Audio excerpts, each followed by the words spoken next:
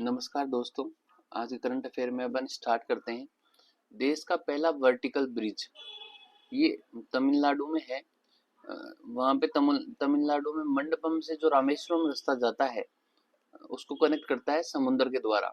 ये पम्बन द्वीप है, रामेश्वरम जहाँ स्थित है, जहाँ रामेश्वर अपने 4 धामों में से एक धाम रामेश्वरम है। एपीजे अब्दुल कलाम की जन्मभूमि है रामेश्वरम। तो इसको कनेक्ट करता है ये ब्रिज। वहाँ एक ब्रिज पहले से बना हुआ था, रेलवे ब्रिज, वो डैमेज हो चुका था। उस पर ट्रेन लगभग 20 की स्पीड में चलती थी। अब नया ब्रिज बनने से 80 से 90 की स्पीड में ट्रेन जा पाएगी। तो ये मंडपम से पम्बन पम्बन आइलैंड को जोड़ेगी। ऑलरेडी एक रोड के द्वारा मार्ग वहां पे बनाया हुआ है।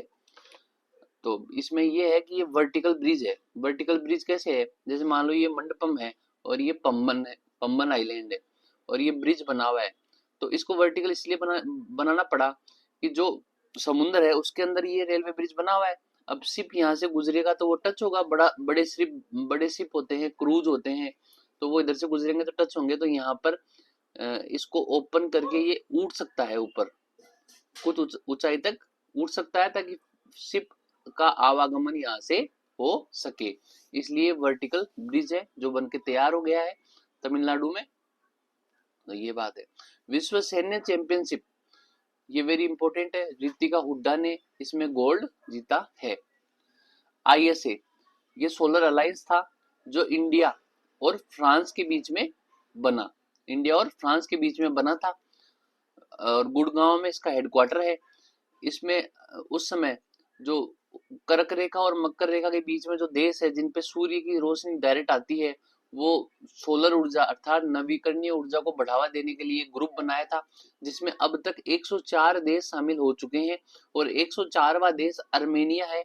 एग्जाम में पूछा जाता है कि आईएसए का नया देश जो जुड़ा है वो कौन सा है? अर्मेनिया, याद रखना।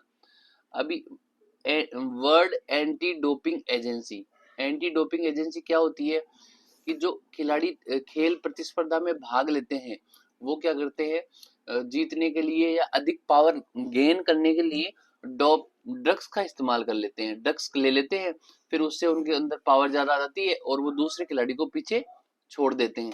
इसलिए फेयर गेम करने के लिए, फेयर स्पोर्ट्स खेलने के लिए ये एंटी डोपिंग एजेंसी, मतलब डोपिंग विरोधी एजेंसी है, वर्ल्ड एंटी डोपिंग विरोधी एजेंसी है। इसका हेडक्वार्टर मॉन्ट्रियल कनाडा में है। मॉन्ट्रियल कनाडा, ये वही मॉन्ट्रियल है जहां ओजोन गैस संरक्षण के लिए सबसे पहले सम्मेलन हुआ था। वहां पे वाडा, इसको वाडा बोलते हैं शॉर्ट में, वाडा का हेडक्वार्टर कहाँ है? मॉन्ट्रियल कनाडा में है। इसकी स्थापना 1999 में हुई थी।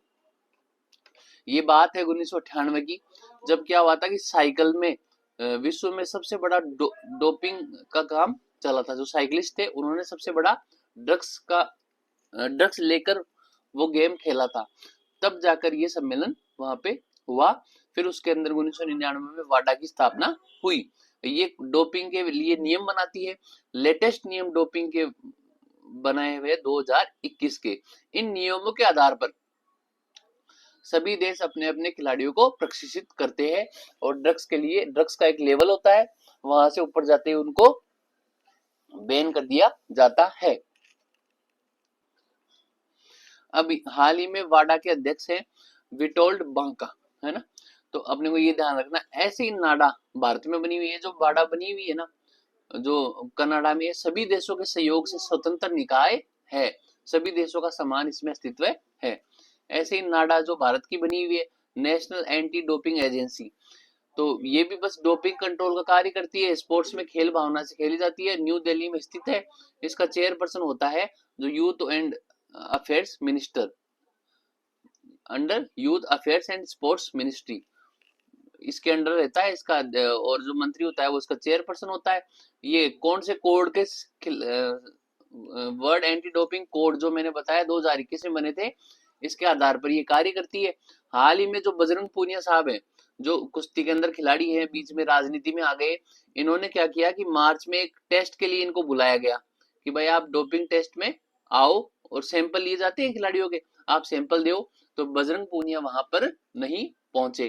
तो अप्रैल 2024 से लेकर अगले 4 साल तक बजरंग पूनिया को जो कुश्ती के खिलाड़ी हैं इनको सस्पेंड कर दिया गया है। फिर बात करते हैं जस्टिस कुलदीप सिंह, इनकी 92 साल की उम्र में इनका निधन हो गया है। ये कौन है साहब? ये ग्रीन जज है। इनको क्या बोलते हैं? ग्रीन जज। ग्रीन जज क्यों बोलते हैं? कि इन्होंने, ये सुप्रीम कोर्ट के जज रहे, पंजाब से संबंधित है। इन्होंने जज रहते हुए पर्यावरण से संबंधित अनेक अदालती फैसले दिए जो पर्यावरण के पक्ष में थे, इसलिए इनको ग्रीन जज बोलते हैं। इनका एक बहुत मुख्य कार्य जो अपने को वेरी इंपॉर्टेंट है कि जब भारत में परिसीमन आयोग बना। परिसीमन आयोग क्या होता है कि जो लोकसभा होती है, जो राज्य विधानसभा होती है, इसकी जितनी भी सीटें हैं, जैसे आप जहाँ रहते हो वहां पे विधानसभा लोकसभा की सीट है, भाई उसको कोई निर्धारण तो करता ही है। और ये काम करता है परिसीमन आयोग का, भाई ये लोकसभा की सीट इतनी दूर में होगी, इसका डिमार्केशन परिसीमन आयोग करता है। ऐसे करते करते भारत में अभी तक 4 परिसीमन आयोग आ गए। ये बोला गया था भाई साहब हर बार जो जनगणना होती है, जैसे 2001 की जनगणना हुई, 2011 की जनगणना हुई, तो ऐसे बोला गया था भाई हर जनगणना के बाद में आप परिसीमन आयोग बनाना और अलग अलग लोकसभा और जो विधानसभा क्षेत्र है उनको डिमार्केशन करेगा कोई भी एक व्यक्ति।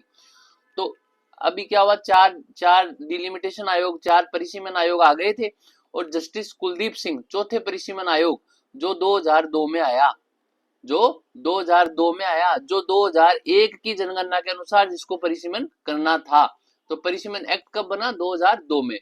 तो इनको लोकसभा व राज्य विधानसभा के क्षेत्रों का परिसीमन का नेतृत्व 2002 में इनको दिया गया, जब ये सुप्रीम कोर्ट से रिटायर हो गए थे। अब बात ये हुई कि 2001 की जनगणना हो गई और इन्होंने, ये आयोग बन गया 12 जुलाई 2002 को। इन्होंने 2007 में अपनी रिपोर्ट तैयार करके गवर्नमेंट को दे दी। फिर सुप्रीम कोर्ट ने गवर्नमेंट को कहा भाई साहब आप इन्होंने जो क्षेत्र बताए हैं उनको लागू क्यों नहीं कर रहे? तो फिर सुप्रीम कोर्ट के आदेश पर जो कैबिनेट कमेटी है उन्होंने कहा कि भाई हम इनको लागू करेंगे। और फरवरी 2008 से प्रतिभा पाटिल जी उस टाइम राष्ट्रपति थे, उन्होंने साइन कर दिया इन कुलदीप सिंह की रिकमेंडेशन पर, परिसीमन आयोग की रिकमेंडेशन पर। और ऐसे बोला गया कि जो फरवरी 2008 है उसके बाद में जो भी चुनाव होंगे उन चुनावों में परिसीमन एक्ट 2002 लागू होगा, अर्थात 2001 की जनगणना के अनुसार जो सीटों का डिमार्केशन कुलदीप सिंह के आयोग ने किया है वही लागू होगा। तो ये बात हुई और फरवरी 2008 के बाद में सबसे पहले चुनाव कर्नाटक में हुए, वहां पर ये सबसे पहले लागू हुआ। फिर बात करते हैं कि भाई नेक्स्ट परिसीमन कब आएगा, तो इसमें कहा गया कि 2026 तक तो सेम बना रहेगा। 2026 के बाद में जो भी पहली जनगणना आएगी, जैसे मान लो 2031 की जनगणना है, उसके आधार पर जो आयोग बनेगा, जो उसके आधार पर जो डिमार्केशन होगा लोकसभा और विधानसभा की सीटों का, वही परिसीमन आयोग नेक्स्ट बनेगा। तो इसमें ये बात कही गई है।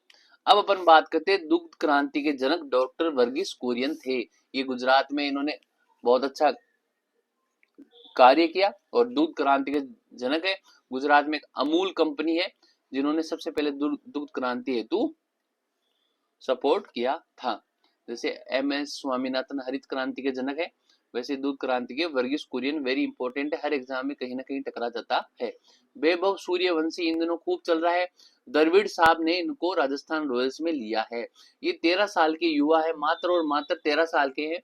इनको आईपीएल में सबसे कम उम्र के खिलाड़ी के रूप में इन्होंने अभी आईपीएल की नीलामी में इनका चयन हुआ है। वैभव सूर्यवंशी लगभग 1.10 करोड़ रुपए में ये राजस्थान रॉयल्स इन्होंने खरीदा है।